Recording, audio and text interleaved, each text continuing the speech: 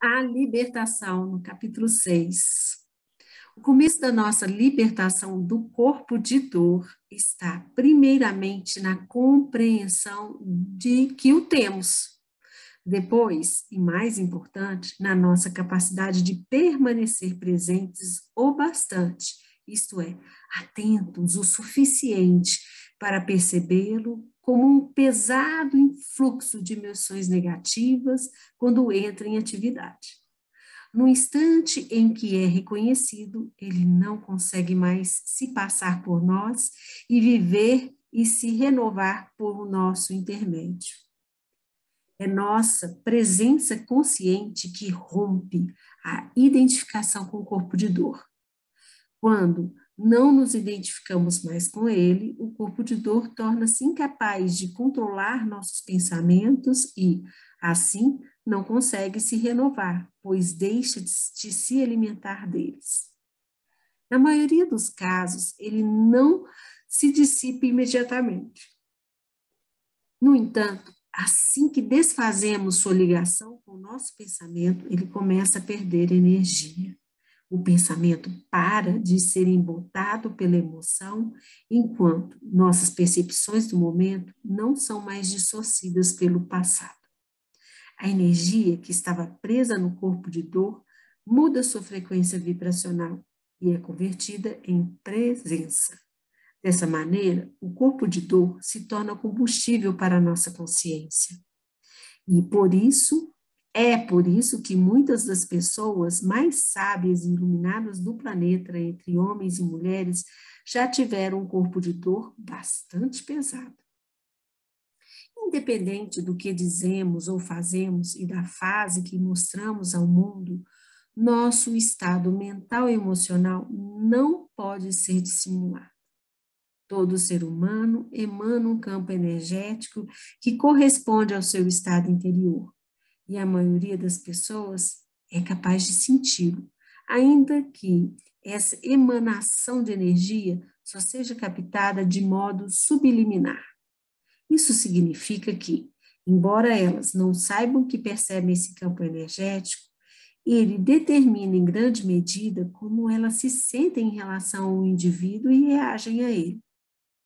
Há quem tenha uma consciência mais clara do campo energético, já no primeiro contato com alguém, até mesmo antes de quaisquer palavras sejam ditas. Um pouco depois, porém, as palavras dominam o relacionamento e com elas vêm os papéis que quase todos nós representamos. Com isso, a atenção se desloca para o âmbito da mente e a capacidade de sentir o campo energético do outro se reduz de modo significativo. Mesmo assim, ele ainda é percebido no nível inconsciente. Quando compreendemos que os corpos de dor buscam inconscientemente mais sofrimento, isto é, que eles querem que algo ruim aconteça, passamos a entender que muitos acidentes de trânsito são causados por motoristas cujo corpo de dor estava em atividade naquele momento. Sempre que dois motoristas com corpo de dor ativos chegam, a um cruzamento ao mesmo tempo, a probabilidade de haver um acidente é bem maior do que em circunstâncias normais. De forma inconsciente, ambos desejam a colisão. O papel dos corpos de dor nesse tipo de ocorrência se torna mais óbvio no fenômeno chamado briga de trânsito, quando os motoristas se tornam fisicamente violentos, em geral por causa de uma questão banal, como o fato de alguém dirigir muito devagar à sua frente. Muitos atos de violência são cometidos por pessoas normais que se transformam temporariamente em seres desequilibrados. Em julgamentos criminais em todas as partes do mundo, advogados de defesa costumam dizer frases como: ele estava completamente fora de si, enquanto os acusados afirmam algo do tipo: não sei o que deu em mim. Até onde eu sei, nenhum advogado de defesa forneceu a seguinte explicação ao juiz: esse é um caso de responsabilidade reduzida, Meu cliente estava com o corpo de dor ativo, por isso não sabia o que estava fazendo. Na verdade, não foi ele que fez aquilo, e sim o seu corpo de dor. Talvez não esteja longe o dia em que as coisas assim comecem a ser ouvidas nos tribunais. Será que isso significa que as pessoas não são responsáveis por seus atos quando estão possuídas pelo corpo de dor? Minha resposta é: como podem ser? Como é possível alguém responder por suas atitudes se está inconsciente, se não sabe o que está fazendo? No entanto, no quadro mais amplo das coisas, os seres humanos devem evoluir como seres conscientes, e os que não seguem esse caminho sofrem as consequências da sua inconsciência. Eles não estão alinhados com o impulso evolucionário do universo.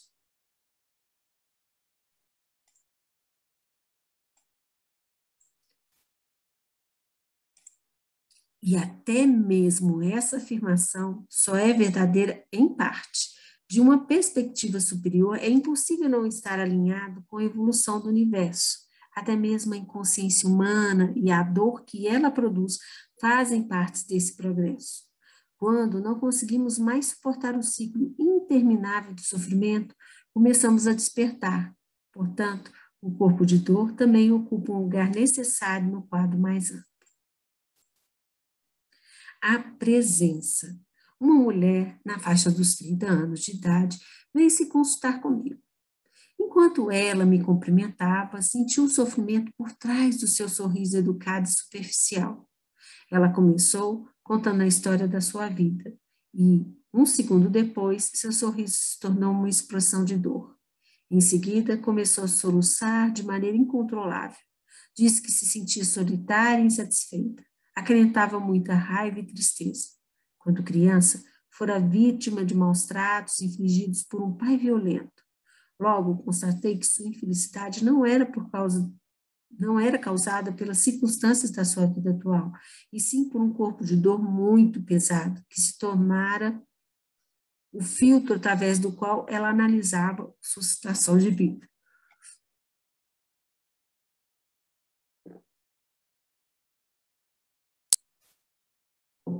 Essa mulher ainda não era capaz de detectar a ligação entre a dor emocional e os seus pensamentos, e estava identificada com ambos. Ela não conseguia ver que continuava aumentando o corpo de dor com seus pensamentos. Em outras palavras, vivia com o fardo de um eu profundamente infeliz. De algum modo, contudo, deve ter compreendido que a origem daquilo estava no seu próprio interior, que ela era uma carga para si mesma e estava pronta para despertar. Por esse motivo, decidira ir àquela consulta. Direcionei o foco da sua atenção para o que estava se passando dentro do seu próprio corpo e lhe pedi que sentisse a emoção diretamente, que não usasse o filtro dos seus pensamentos infelizes, da sua história triste. Ela disse que esperava que eu lhe mostrasse o caminho para sair da infelicidade e não para entrar nela. Porém, mesmo relutante, atendeu minha solicitação. As lágrimas rolavam por sua face, todo o seu corpo tremia. Neste momento, o que você sente é o que neste momento, o que você sente é isto, eu disse. E não há nada que você possa fazer nesse sentido. Mas, em vez de querer que este momento seja diferente do que ele é, o que lhe causa ainda mais sofrimento, consegue admitir completamente que isto é o que você está sentindo neste exato instante? Ela ficou calada por alguns segundos e depois respondeu com raiva. Não, não quero aceitar isso. Quem está falando? Perguntei. Você ou a sua infelicidade? Consegue ver que a sua infelicidade, com o fato de ser uma pessoa triste, é apenas outra camada de infelicidade? Mais uma vez ela se manteve calada. Não estou lhe dizendo para fazer alguma coisa. Tudo o que estou pedindo é que descubra se tem condições de permitir que esses sentimentos permaneçam em você. Em outras palavras, e elas podem parecer estranhas, se você não se importar em ser infeliz, o que acontecerá com a infelicidade? Não quer descobrir?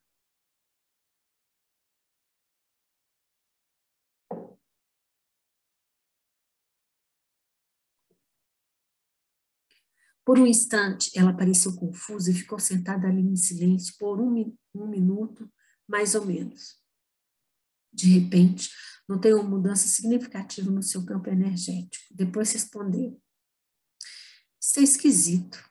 Ainda estou infeliz, mas agora existe um espaço em volta da minha infelicidade. Parece ter menos importância. Essa foi a primeira vez que ouvi alguém descrever a situação dessa maneira. Existe um espaço ao redor da minha infelicidade. Esse espaço, é claro, é criado quando há aceitação interior de qualquer coisa que estejamos sentindo no momento. Não falei muito depois disso para permitir que ela vivenciasse a experiência. Mais tarde, essa mulher compreendeu o que havia acontecido. No momento em que ela interrompeu a identificação com o sentimento, isto é, com a antiga emoção dolorosa que acalentava, no instante em que lhe dirigiu sua atenção sem tentar resistir, essa emoção deixou de ter a capacidade de controlar seu pensamento e, assim, de se misturar a uma história construída mentalmente, chamada Como Sou Infeliz. Outra dimensão havia se manifestado na sua vida e transcendia seu passado, a dimensão da presença. Como ninguém pode ser infeliz sem uma história triste, aquilo representava o término daquele sofrimento. E também o começo do fim do seu corpo de dor. A emoção em si não é infelicidade. Apenas a emoção associada a uma história triste é infelicidade. Depois de encerrada a sessão, foi gratificante saber que eu tinha acabado de testemunhar o surgimento da presença em alguém.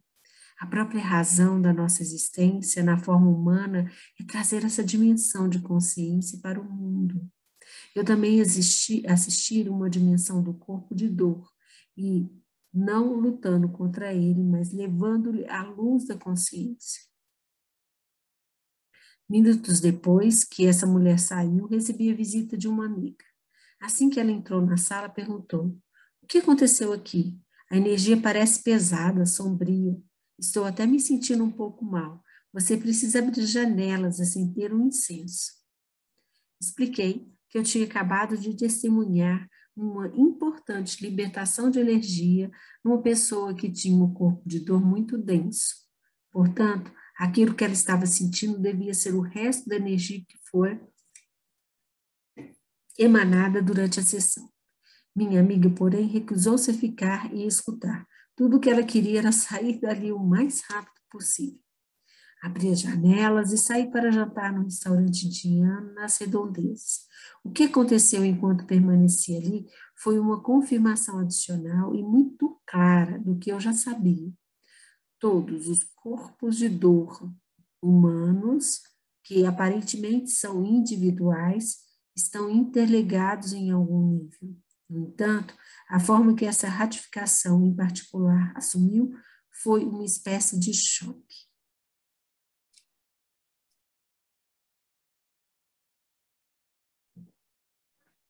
O retorno do corpo de dor. Sentei-me e pedi uma refeição. Havia poucos clientes no restaurante além de mim. Próximo à minha mesa, um homem de meia idade, numa cadeira de rodas, acabava de jantar. Ele me dirigiu o olhar uma vez, foi rápido, mas intenso. Alguns minutos se passaram. De repente, ele ficou inquieto, agitado. Seu corpo começou a se contrair.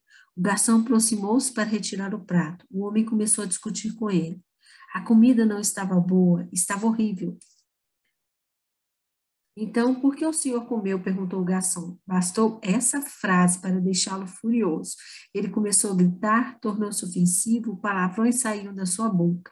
Um rancor intenso, violento, encheu o ambiente. Era possível sentir aquela energia entrando no corpo das pessoas à procura de algo a que se pudesse fixar. Agora o homem esbravejava também com os outros clientes.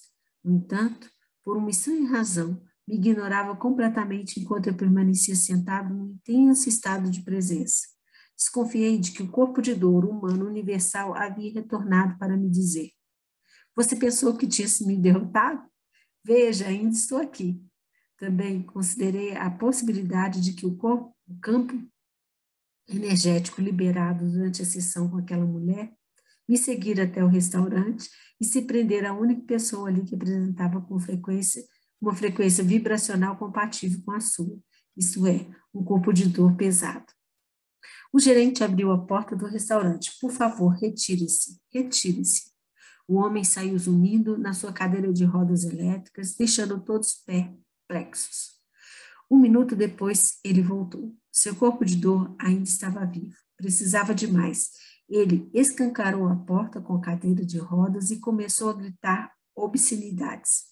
Uma garçonete tentou impedi-lo de entrar. Ele acelerou a cadeira e imprensou a moça contra a parede. Alguns clientes acorreram para tentar puxá-lo dali.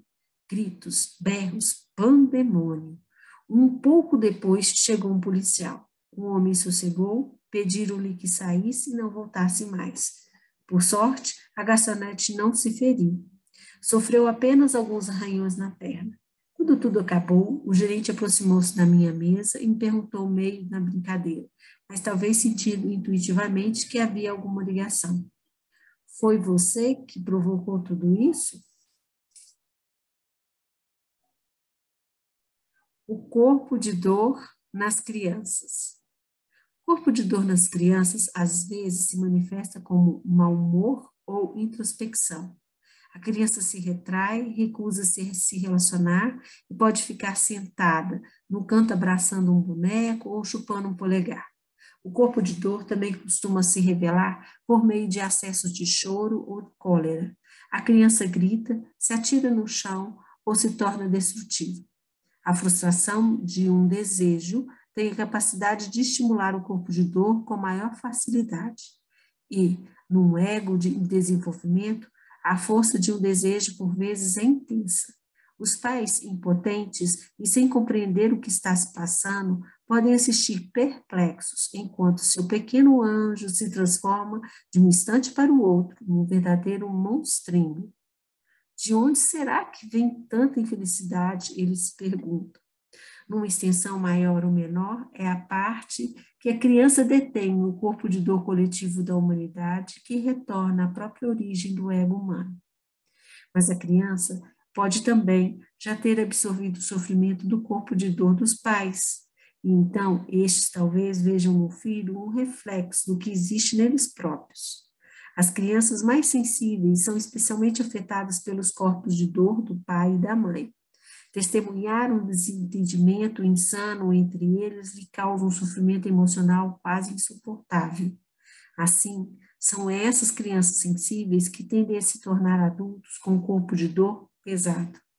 As crianças não se deixam enganar por pais que tentam ocultar seu corpo de dor, dizendo um para o outro: não devemos brigar na frente delas.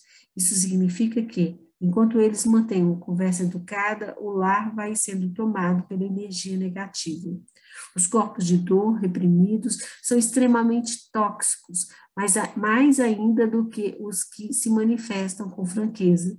E essa toxicidade física é absorvida pelas crianças e contribui para o desenvolvimento do seu próprio corpo de dor.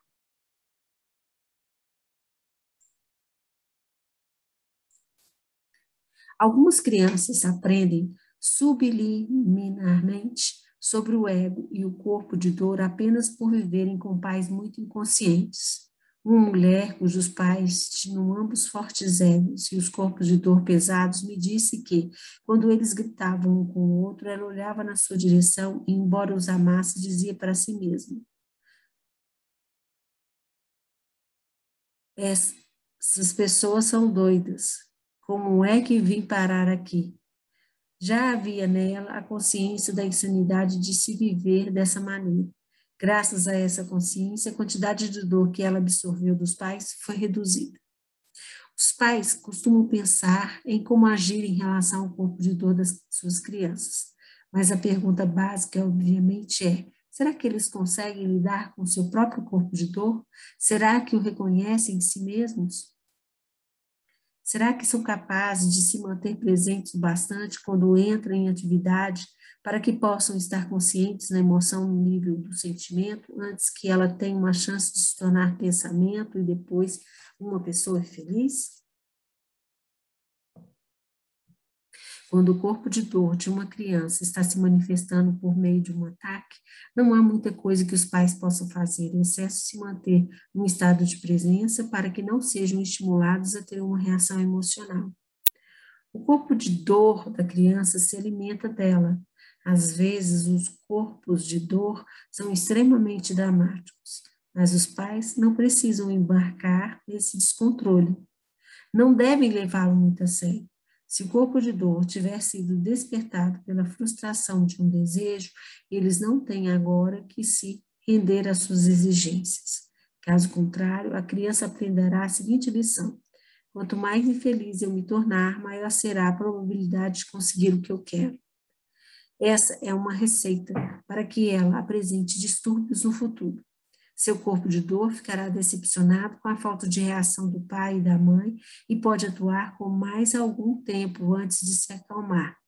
Ao contrário do que ocorre com os adultos, no caso das crianças, felizmente, esses episódios costumam ser mais breves.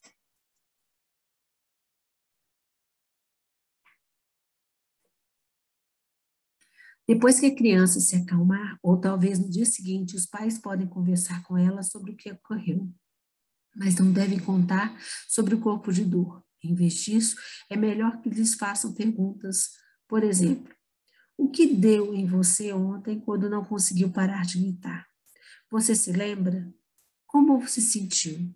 Foi uma sensação boa? Aquela coisa que lhe aconteceu, será que tem um nome? Não? Caso tivesse um nome, qual seria? Se você pudesse vê-la, ela se pareceria com o quê? Você pode fazer um desenho dela? O que houve com ela depois que foi embora? Foi dormir? Você acha que ela pode voltar? Essas são apenas algumas sugestões de perguntas. Todas elas se destinam a despertar na criança sua capacidade de testemunhar, isto é, presença, e irão ajudá-la a deixar de se identificar com o corpo de dor. Na próxima vez em que ela for tomada por um ataque, eles poderão dizer: aquela coisa está de volta, não é? O ideal é que eles usem as mesmas palavras empregadas pela criança na primeira ocasião em que falaram sobre o assunto. A atenção dela deve ser dirigida para como ela sente aquilo. Os pais têm que demonstrar interesse ou curiosidade em vez de adotar uma atitude crítica e condenatória. É improvável que isso venha a impedir que o corpo de dor continue seu curso, e pode parecer que a criança não está nem mesmo escutando os pais. Mesmo assim, alguma consciência permanecerá em segundo plano durante o período em que o corpo de dor estiver em atividade. Depois de alguns episódios, a consciência estará mais forte e o corpo de dor terá enfraquecido. É dessa forma que a criança vai identificando o seu estado de presença. Um dia, talvez seja ela que alerte o pai e a mãe de que eles se deixaram dominar pelo corpo de dor.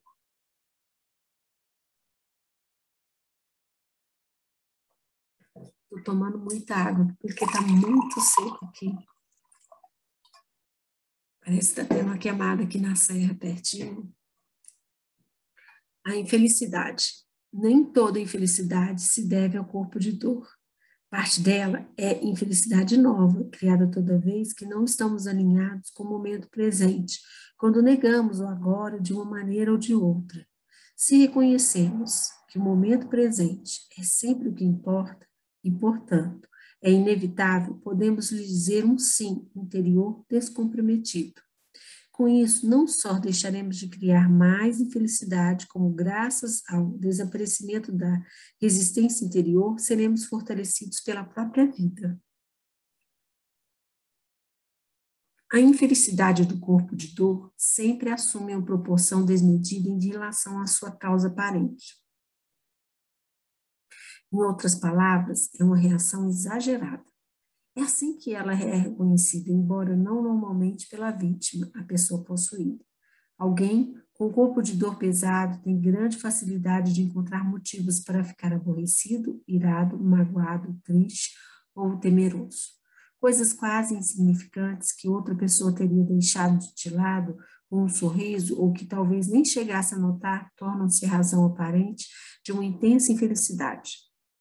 Elas não são, é claro, a verdadeira causa dessa tristeza, apenas agem como um estímulo, pois trazem de volta à vida emoções antigas acumuladas. Depois, essas emoções vão para a cabeça, aumentando e energizando as estruturas mentais egóicas. O corpo de dor e o ego são parentes próximos. Eles precisam um do outro. O fato ou a circunstância que desencadeia a infelicidade são interpretados e suscitam uma reação que passa pelo filtro de um ego fortemente emocional. Isso significa que sua importância é distorcida ao extremo. A pessoa observa o presente através dos olhos do passado emocional que existe dentro dela. Em outras palavras, o que ela vê e sente não está no acontecimento nem na situação, e sim no que existe em seu próprio interior. Em alguns casos, até pode estar no acontecimento ou na situação, porém ela o exacerba por meio da sua reação. E essa atitude reativa, essa amplificação, é o corpo de dor. É o que o corpo de dor quer, é disso que ele se alimenta. Para alguém possuído por um corpo de dor pesado, é sempre impossível afastar-se da sua interpretação distorcida da história emocional. Quanto mais emoções negativas estiverem envolvidas nela, mais pesada e impenetrável ela será. E assim, não é reconhecida como uma fantasia, mas vista como a realidade. Quando uma pessoa se encontra completamente dominada pela agitação dos pensamentos e pelas emoções que os acompanham, distanciar-se disso é algo improvável, porque ela nem sequer sabe que existe uma saída. E dessa maneira, continua cativa dentro do seu próprio filme ou sonho, prisioneira do seu próprio inferno. Para ela, a realidade é isso, não existe outra possível. E, no seu modo de ver, uma reação também é a única possível. Sua reação também é a única possível.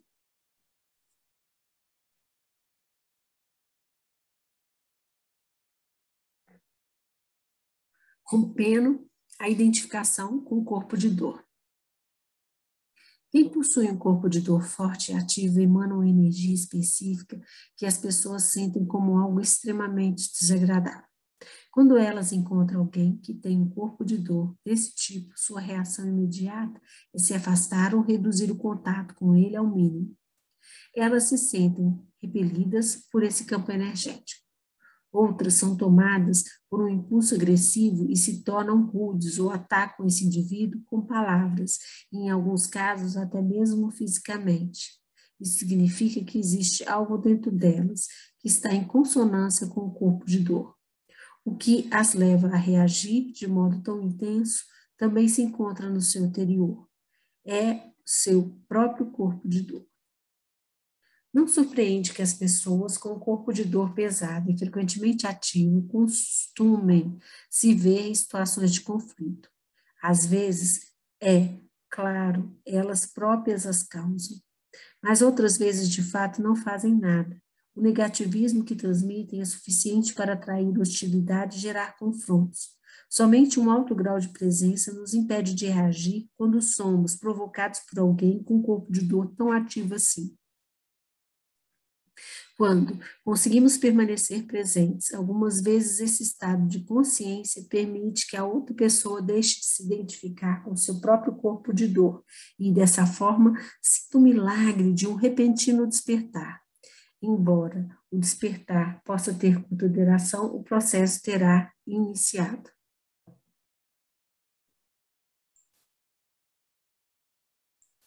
Um dos primeiros casos desse tipo de despertar que testemunhei aconteceu muitos anos atrás. A campainha da minha porta tocou perto das 11 horas da noite. Pelo interfone, ouvi uma voz carregada de ansiedade. Era a minha vizinha, Ethel.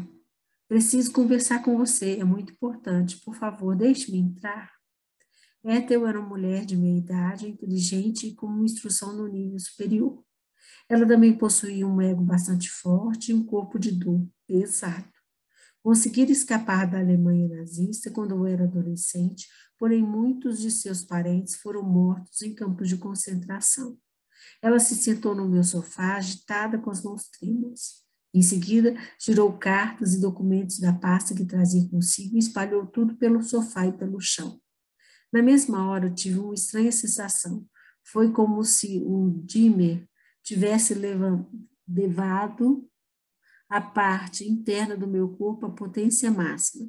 Não havia nada a dizer, a não ser permanecer receptivo, alerta, intensamente presente. Olhei para ela sem pensar em nada e sem julgar, apenas a ouvi em silêncio, sem fazer nenhum comentário mental. Uma torrente de palavras brotou da sua boca. Recebi mais uma carta perturbadora hoje. Eles estão tramando uma vingança contra mim. Você precisa me ajudar. Temos que lutar contra eles juntos. Nada deterá os advogados vigaristas que eles têm. Vou perder minha casa. Estão me ameaçando com despejo. O que parecia, Ethel se recusar a pagar a taxa de condomínio porque os administradores do imóvel em que ela morava não haviam feito alguns consertos necessários. Eles, por sua vez, ameaçavam processá-la. Ethel falou por uns 10 minutos. Permanecia ali sentado, olhando e escutando. De repente, ela se calou e olhou para a papelada ao seu redor, como se tivesse acabado de acordar de um sonho. Ficou calma e suave. Todo o seu campo energético havia mudado. Então olhou para mim e disse: isso não tem importância nenhuma, não é mesmo? Não, não tem, respondi. Após uns 2 minutos de silêncio, ela recolheu os papéis e saiu. Na manhã seguinte, me parou na rua e ficou me olhando com um jeito desconfiado. O que você fez comigo? Ontem eu tive a minha primeira boa noite de sono em anos. Na verdade, dormi como um bebê. Ela acreditava que eu havia feito alguma coisa, mas eu não tinha feito nada. Talvez Ethel devesse ter perguntado o que eu não havia feito.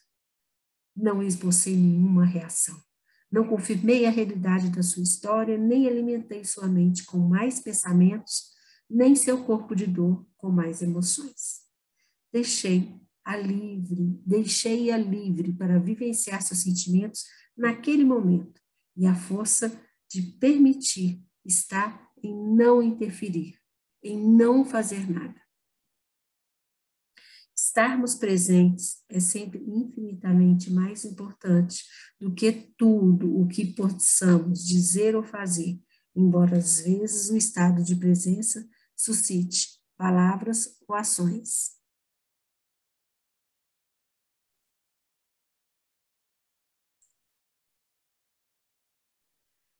O que aconteceu com ela não chegou a ser uma mudança permanente, e sim um vislumbre do que é possível, de algo que já estava no seu interior.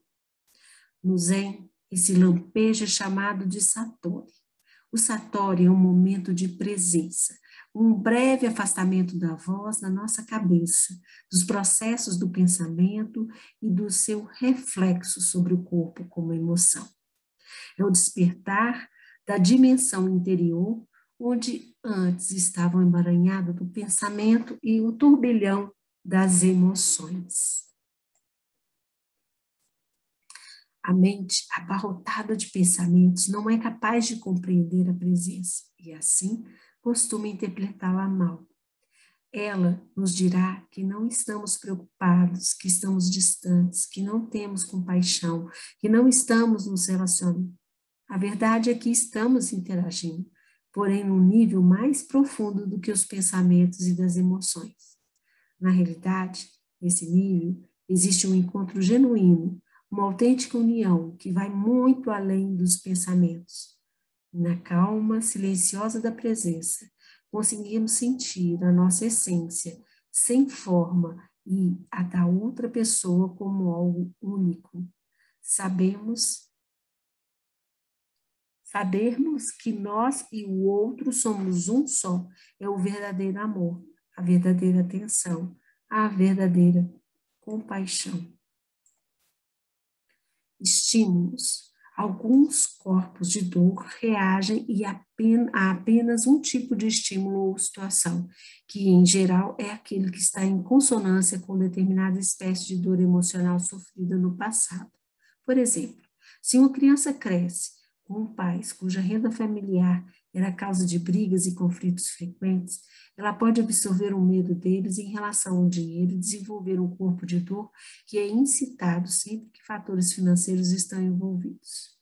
Quando adulta, essa pessoa ficará aborrecida ou furiosa, até mesmo em relação a quantias insignificantes. Por trás da contrariedade ou da raiva estão questões de sobrevivência e um temor intenso.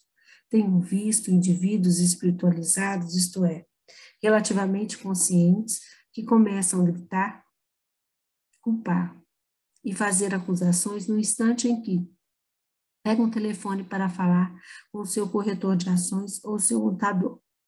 Assim como existem advertências em relação à saúde nas embalagens do cigarro, talvez devesse haver avisos semelhantes em cada cédula de dinheiro e folha de cheque.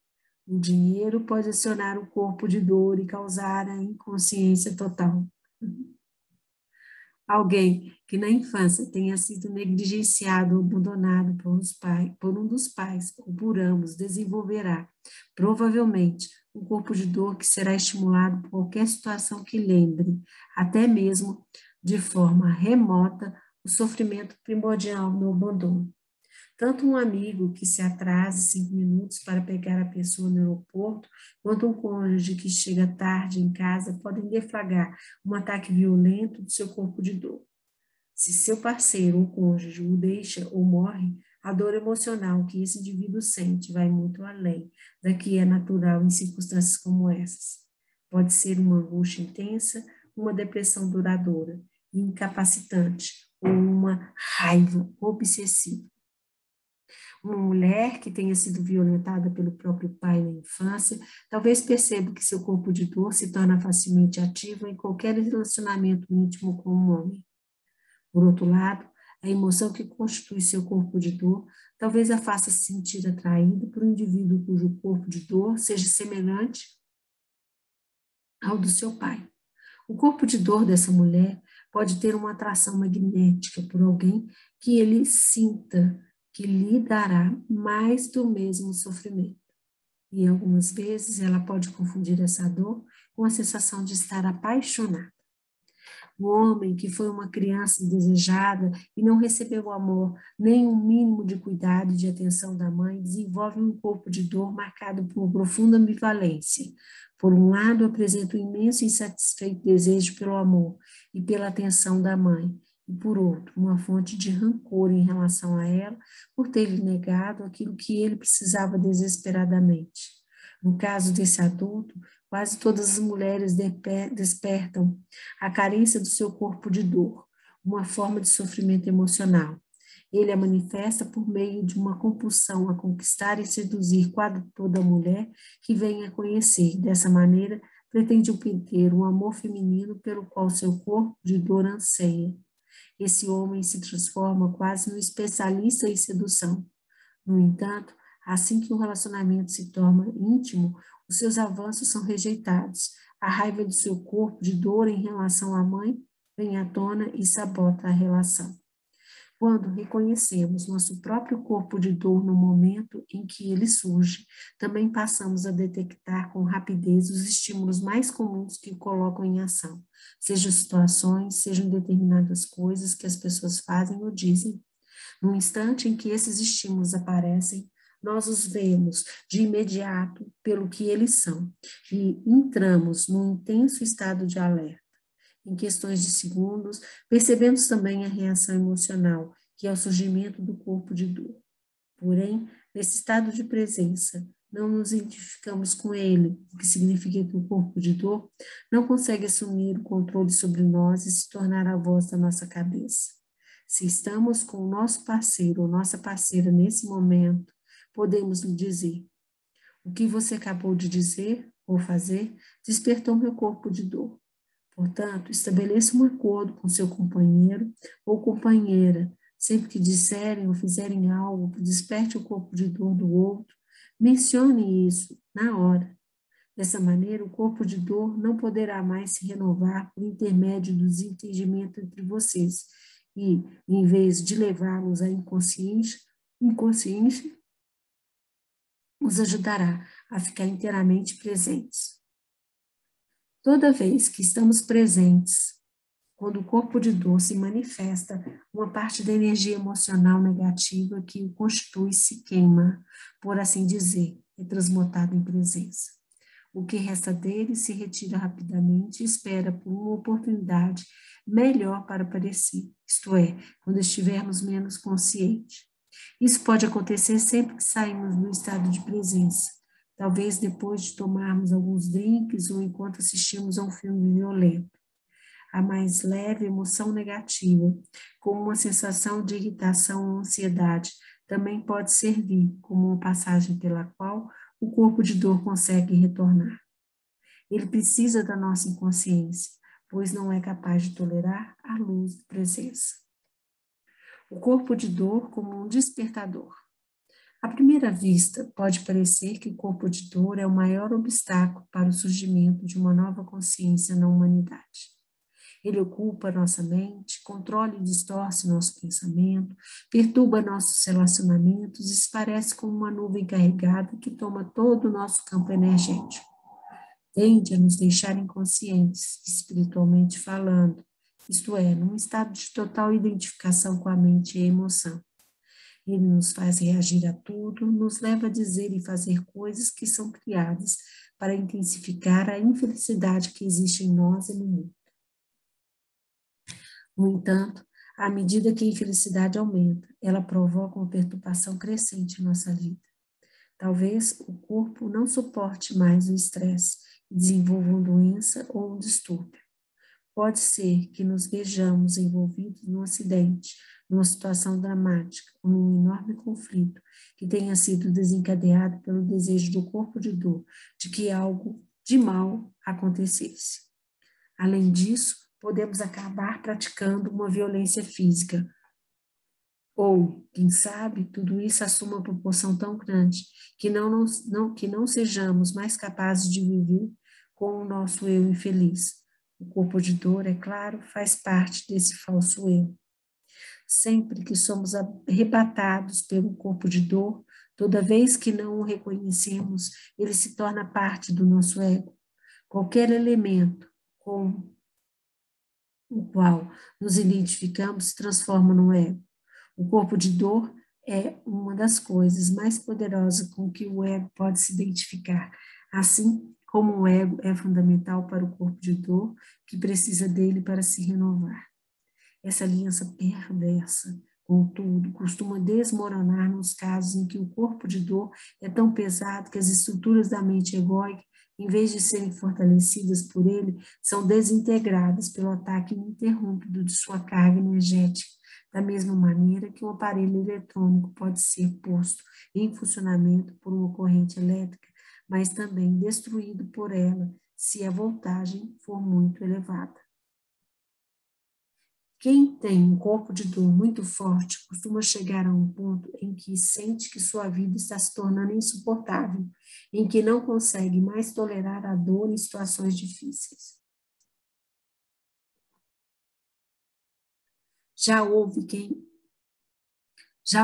expressasse isso dizendo com toda franqueza e simplicidade que estava cheio de ser infeliz. Algumas pessoas podem sentir, como foi esse meu caso, que não são mais capazes de viver consigo mesmas. A paz interior torna-se então a sua principal prioridade. Sua aguda dor emocional, as forças a romper a identificação com o conteúdo da mente e com as estruturas mentais e emocionais que dão origem sua aguda dor emocional as força a romper a identificação com o conteúdo da mente e com as estruturas mentais e emocionais que dão origem a seu eu infeliz e o perpetuam. Assim, elas ficam sabendo que nem sua triste história, nem a emoção que sentem são elas próprias. Compreendem que elas são o conhecer, e não o que é conhecido. Em vez de levá-las em consciência, o corpo de dor transforma-se no seu despertador, o fator decisivo que as faz alcançar o estado de presença. No entanto, como estamos testemunhando uma afluência sem precedentes de consciência sobre o planeta neste momento, muitas pessoas não precisam mais chegar às profundezas do mais agudo sofrimento para conseguir romper a identificação com o corpo de dor. Sempre que elas percebem que voltar a cair no terreno do distúrbio, são capazes de escolher abandonar a identificação com o pensamento e com a emoção e voltar para o estado de presença. Elas abrem mão da resistência, tornam-se calmas e atentas, alcançam unificação com o que já existe dentro e fora de si mesmo. O próximo passo na evolução humana não é inevitável, mas pela primeira vez na história do planeta pode ser uma escolha consciente. Quem está fazendo a escolha? Você está. E quem é você? A consciência que se tornou consciente de si mesmo.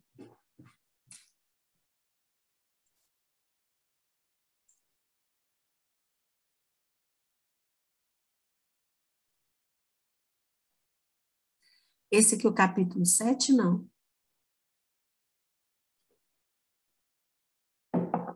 Não é continuação,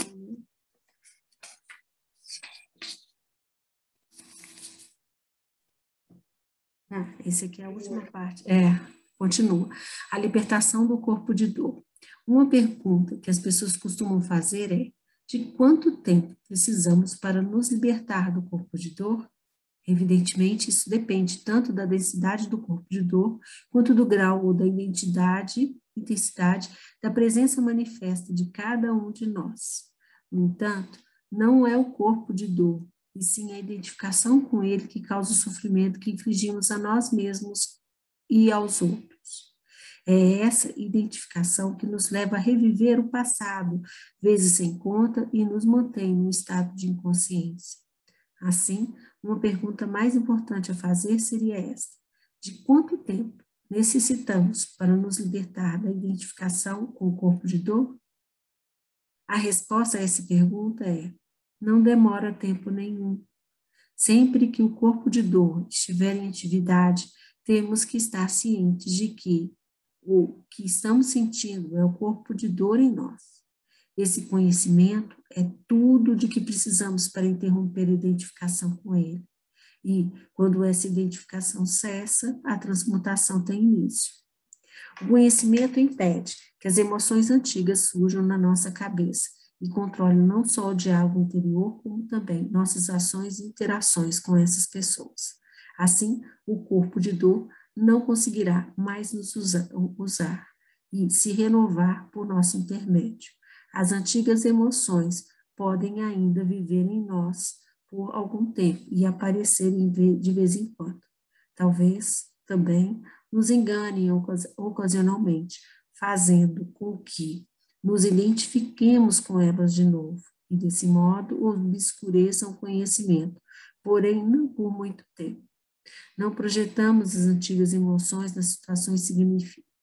Não projetarmos as antigas emoções nas situações significa que devemos encará-las diretamente dentro de nós. Pode não ser agradável, mas isso não chega a nos matar. Nossa presença é mais do que capaz de contê-las. As emoções não são quem nós somos. Portanto, quando sentir o corpo de dor, não cometa o equívoco de pensar que existe algo de errado com você. O ego adora quando você faz de si mesmo um problema. O conhecimento precisa ser seguido pela aceitação.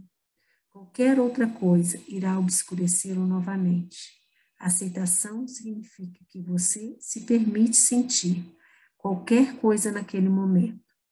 Isso é parte da essência do agora. Você não pode discutir com o que é. Bem, você pode. No entanto, se fizer isso, sofrerá.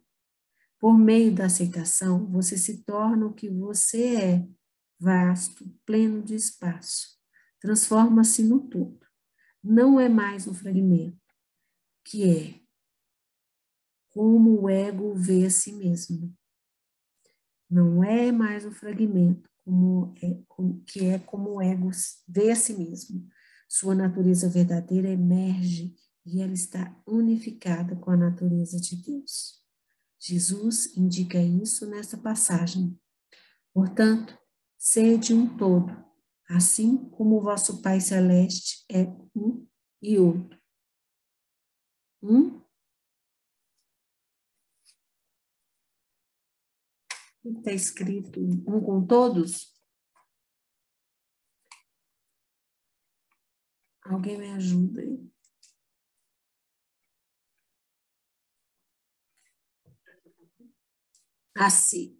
Assim como o Pai, como o vosso Pai Celeste é um todo. O que está escrito. Não, eu sei. É só esse. É porque está escrito aqui iodo, tá vendo? Não é tudo. No Novo Testamento temos, porém, sede perfeitos, o que é um erro de tradução da palavra grega original, que significa todo. Ou seja, não precisamos nos tornar um todo, mas sermos o que já somos, com ou sem o corpo de dor. Show! Esse capítulo foi mais rapidinho hoje, né? Que aqui agora já é o capítulo 7. Deixa eu fazer um stop aqui. Então, pessoal, como somos presos às nossas novelas internas, né? E como é que, às vezes, esse fato, assim, das pessoas assistirem, gostarem de assistir novelas e tal, como é que elas reverberam isso, encontram o corpo de dor delas identificado nas personagens, às vezes, das novelas de televisão, nos filmes que a gente vê. E é interessante que ele fala como é rápido o processo de você se descolar desse corpo de dor, simplesmente estando no momento presente e tendo consciência de para onde esse corpo de dor está querendo ir, né? Para onde que ele vai te levar. E se a gente recapitular em nossa memória, com certeza, cada um de nós, todos nós, já passamos por isso que ele relatou aí. E relatou com propriedade, assim, com a simplicidade, né, clara, de como que às vezes a gente ficava naquele ciclo vicioso de dor e que não havia nenhuma palavra que nos tirasse dele. É impressionante, né? E é muito bom e é muito libertador, e eu acho assim, que o título do capítulo já diz, né? É libertador realmente a gente tomar consciência disso, né? Ou pelo amor ou pela dor, mas que seja agora mais pelo amor do que pela dor, né, gente? Então, vou passar a palavra aí também, que eu quero escutar hoje vocês.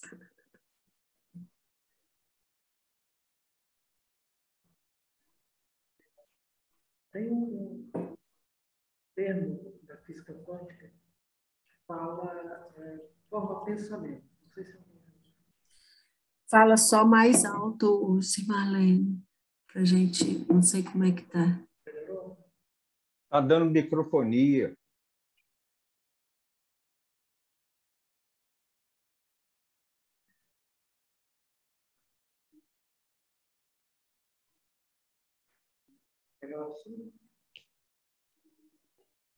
Vamos ver. Vocês já ouviram falar uma frase da física quântica chamada forma pensamento? Forma pensamento? Diga lá, É, qual que é a frase? é essa frase, forma pensamento. O que Não, o significa? que significa? É a síntese de tudo isso que foi dito aqui. Que tudo aquilo que pensamos Tem uma... vai reverberando e impregnando nas paredes, nos móveis, nas pessoas com as quais convivemos. Então, se tivermos apenas esse atalho para compreender tudo que foi dito no texto, mas apenas esse atalho, que forma pensamento estou gerando ao meu redor? Eu estou gritando, pensando no passado, nas coisas doídas, sofridas. É isso que eu estou gerando aqui e agora. Então, eu posso estar com todas as virtudes, as graças recebidas ao meu alcance e eu as perderei, porque eu estarei forçando e reforçando a presença de uma energia que não convém. E aí pessoas chegam próximo da minha ou da minha casa e vão ser impregnadas com essa forma de pensamento. Que, na verdade, é esse campo de dor, é esse corpo de dor. Então, se eu tiver consciência de que... Eu vou até fazer uma metáfora. Imagina que o nosso pensamento possa criar uma forma. Seja uma aranha, uma barata, seja o que for. Imagine a sua parede cheia de baratas. À noite, né? Vamos embora limpar a varanda de pensão. Substitua o pensamento. Na realidade, o nosso pensamento cria formas mesmo. Massaro Emoto que o diga com as experiências dele dos cristais na água. A força do pensamento. Então, aí é que essa frase falou assim, lá no restaurante, né? Foi você quem provocou tudo isso? Então, nós acabamos provocando a aproximação de pessoas que não queremos, porque estamos pensando no tipo de pessoas que não queremos. Provocando o assalto, porque eu estou pensando que se eu sair eu vou ser assaltado. Provocando o acidente, porque eu estou saindo falando que as pessoas não dirigem com cuidado. Então, eu estou construindo esse campo. E o próprio sentimento de medo é um fator, uma coisa que atrai muito. E aí a gente tem visto no Brasil, nos últimos 8, 10 anos, tanto que isso está presente, né? Que já é o coletivo da consciência da dor. Então, existem dois lados, não existe um lado neutro aí, neutro somos nós, né? Que não é neutralidade, mas encontrando um campo que não está nem vibrando coisas ruins, nem absolutamente boas. Nós estamos encontrando equilíbrio. Mas a grande maioria da massa está ou no extremo ou no outro. E ambos juram que estão certos. Igual essa dor, né? Dor da dor. A pessoa jura que está certo de ficar reclamando, blasfemando. Eu fui abandonada quando criança, não sei o que, fui traído, blá, blá, blá, blá, blá, e pronto, repete. E aí eu não vai ter o tempo todo. Né?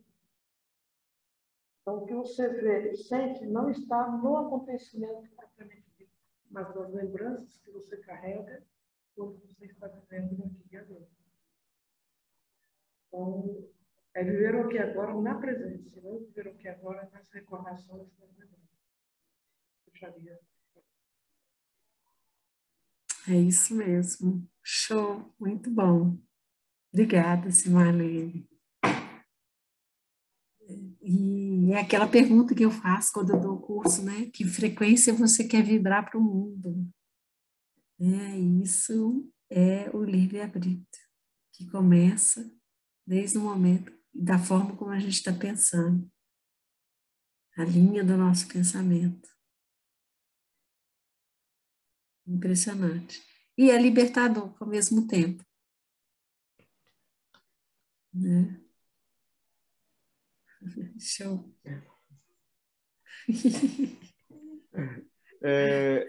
A Cir Marlene falou atração das palavras. Tem uma determinada palavra que eu tenho birra dela. eu tenho birra e não gosto de pronunciá-la e não gosto de ouvi-la. E quando eu comecei a relacionar com Viviane, era a palavra mais dita dentro da casa dela. No dia que eu cheguei, que eu entrei a primeira vez, eu passei mal.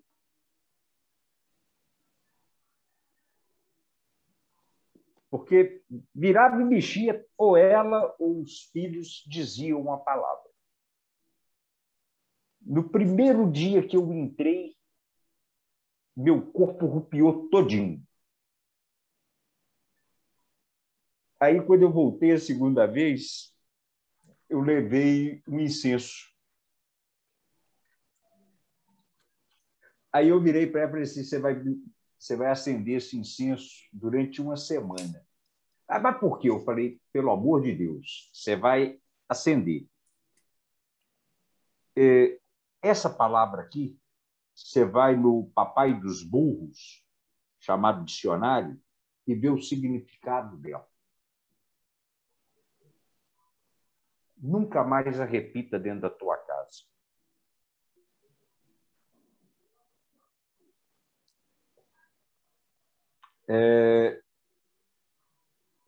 As palavras têm força. No início do texto, ele fala da questão jurídica. Você lembra, Carlinha, do Moacir Genon? Doutor Moacir Genon? Não. Você lembra do caso do açougueiro, do anão e o açougueiro? Não. Não. Tinha um anão, ele passava ali no Santa Teresa em frente a um açougue. E todo dia que ele passava em frente ao açougue, o açougueiro, dono do açougue, virava para ele: "Ô Tamborete!" E isso foram mais de 5 anos. Até que um dia, o açougueiro, ele passou e o açougueiro chamou. Ele voltou, puxou uma faca e matou o açougueiro. Aí, o doutor Moacir Genon era um causídio muito hábil. Ele, no tribunal do júri, defendendo o anão, ele está assim: meritíssimo, meritíssimo, meritíssimo.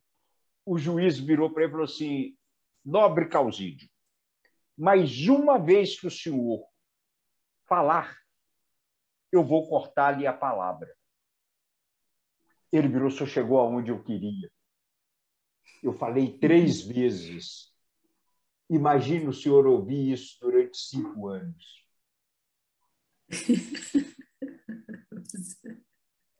Boa.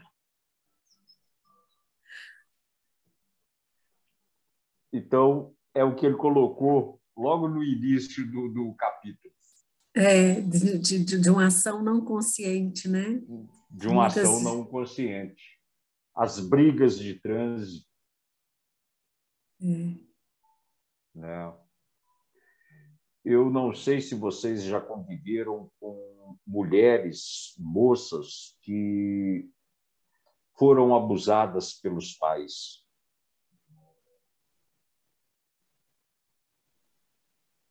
Gente, o que elas carregam. Você balançou a cabeça, né, Silmar? É uma ferida que, nossa, é duro. É duro. Machuca. Eu convivi e eu ficava com pena. Convivi e convivo com a pessoa. Conheço a pessoa. Machuca. E o medo que elas carregam de uma relação. Porque aquilo tudo vem à tona.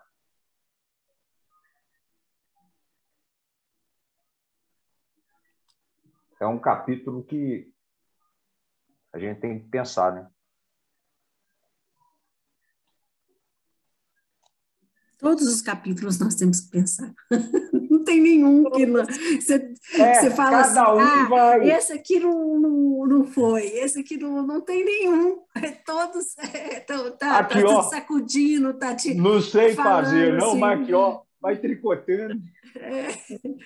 Todos são Todos. importantes. É interessante que hoje eu gravei um podcast de manhã, não sei se alguém teve a oportunidade de ouvir, que eu falo justamente dessa comunicação, né? Da forma como é que você está se comunicando com o mundo. Que palavras você está plantando, semeando no coração das outras pessoas, né? Chamando a atenção para que a gente preste mais atenção nisso, de como que a gente pode cultivar a paz nos nossos relacionamentos, encontrando essa paz dentro da gente mesmo, cultivando essa paz.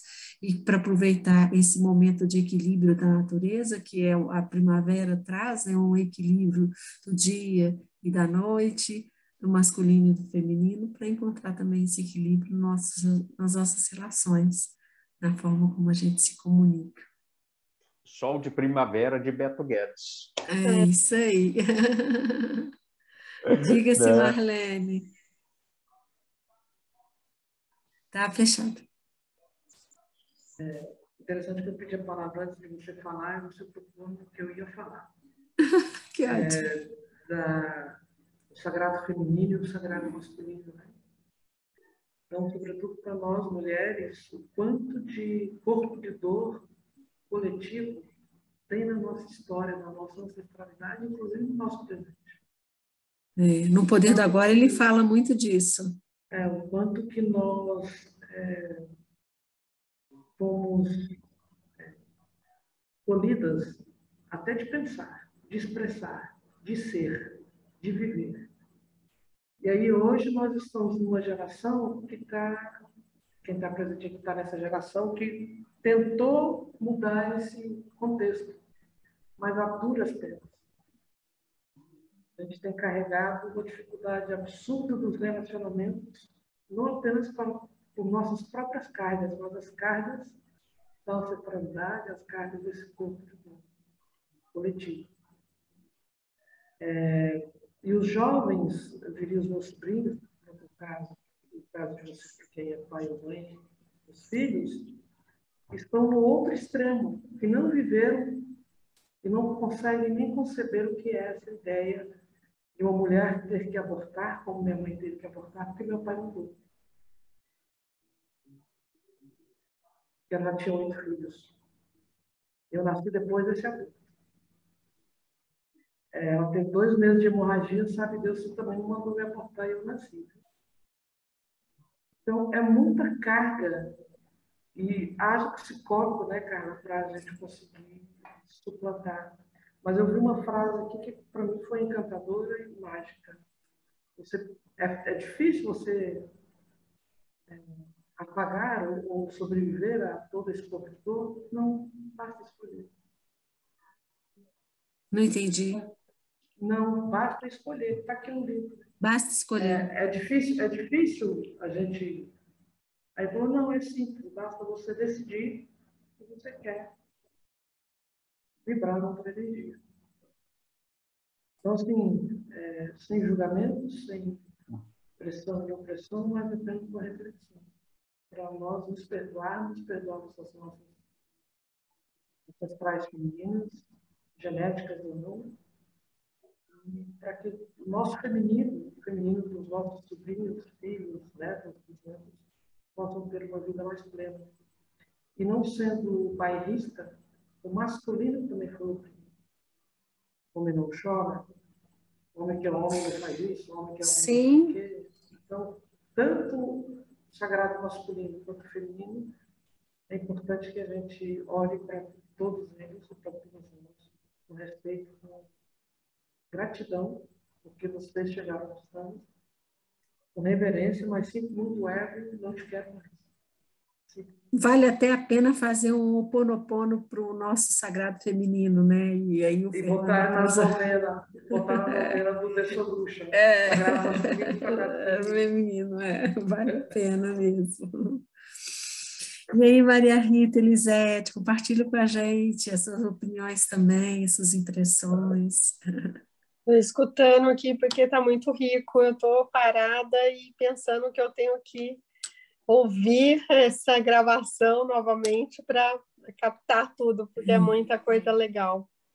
Mas eu acho que, como eu estou numa fase de transição, o que me chamou a atenção foi o corpo de dor como despertador. Eu acho que é muito importante esse lado, pelo menos para mim me tocou muito, porque o reconhecemos, ele transforma o ego.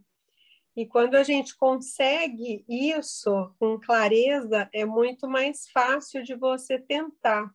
É claro que é muito difícil de fazer, de executar, mas eu acho que se você consegue ter esse sinal e tentar reconhecer, já é um passo grande. E muito interessante que ele fala que tudo isso são conhecer e não o que é conhecido, né? Então, é o conhecer mesmo, porque o que é conhecido, ele está no passado. Então, ele é ego, ele está lá para trás. Agora, o conhecer, não, ele é o agora, ele é essa descoberta. Então, eu acho que isso foi muito rico. E eu captei esse lado também que ele falou de quem que é a escolha, né? Quem está fazendo a escolha? Você está. E é o que você falou, é o livre-arbítrio, né? A gente está fazendo essa escolha. Então, é todo esse processo de reconhecer e de escolher o que eu quero, né, agora. Eu achei esse capítulo muito legal. Todos, mas eu achei esse foi muito, muito forte na presença hoje. E nos impulsiona para a ação, né? No sentido de estar atento para que da próxima vez a gente, né, deixar-se mergulhar nesse mar do corpo aí de dor, a gente, né, levantar e falar assim, olha, não vou entrar nessa praia, não. Quero outra coisa. Muito legal. Obrigada, Maria Rita, é isso mesmo. Elisete, compartilha conosco. Seu microfone está fechado. Oi, boa noite, pessoal. Não, hoje eu estou mais ouvinte, eu cheguei um pouquinho atrasado, mas está bem interessante o capítulo, os comentários foram bem concisos, né? Mas pertinentes. Eu acho que é mais ou menos isso aí, né? Tem horas que as nossas atitudes revelam alguma coisa que está dentro de nós e espontaneamente sai, né? Sem a gente estar querendo, e depois a gente mesmo se questiona, né? Por que essa ação? Né? Então, acho que vem a justificar muitas das nossas reações, às vezes, que a gente nem a gente mesmo entende por quê, quando para pensar. Né? Mais ou menos isso. Eu que estudei psicologia, fiz 2 pós, né? Trabalhei tanto na parte organizacional como na parte clínica. Eu vejo que o que o Eckhart Tolle traz é uma nova visão, sabe? Uma outra forma de ver a psicologia do ser humano, ver essa alma, né? E mais importante do que isso, ele traça de uma forma clara para nós como acessar isso, como colocar isso no nosso dia a dia, no aqui e no agora, né? Trazendo o poder da agora. Diga, Fernandão. Voltando lá na Cir Marlene, fazer o paralelo aqui. Ela colocou da questão do machismo.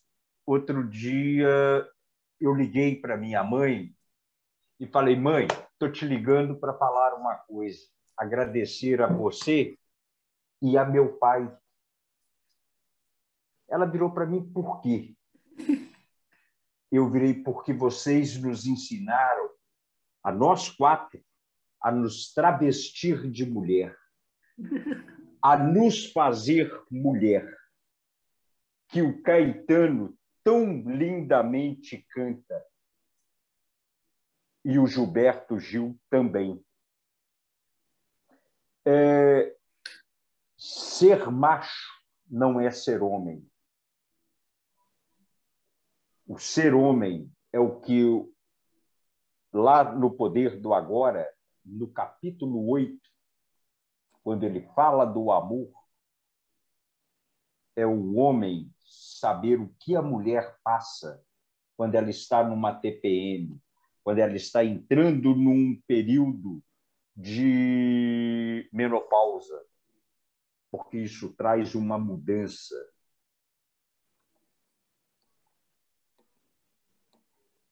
Então, isto é ser homem.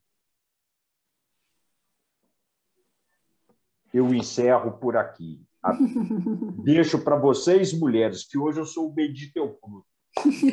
O Atanásio não veio hoje. Não. Atanásio não veio. Depois você mexe com ele lá. Você cobra Vou dele falar lá. com ele, que ele está me deixando sozinho. Está fazendo falta. Então, tá. Pessoal, podemos ficar aqui. Mais alguma observação? Tá de bom tamanho para todos nós, né?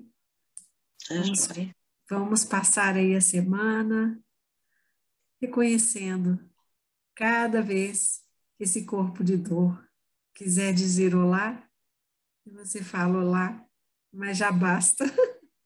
Já deu o que tinha que dar, né? Vamos primaverou, vamos primaverar. Né? Então, vamos fazer dessa vida uma vida mais florida e mais leve. Verdade.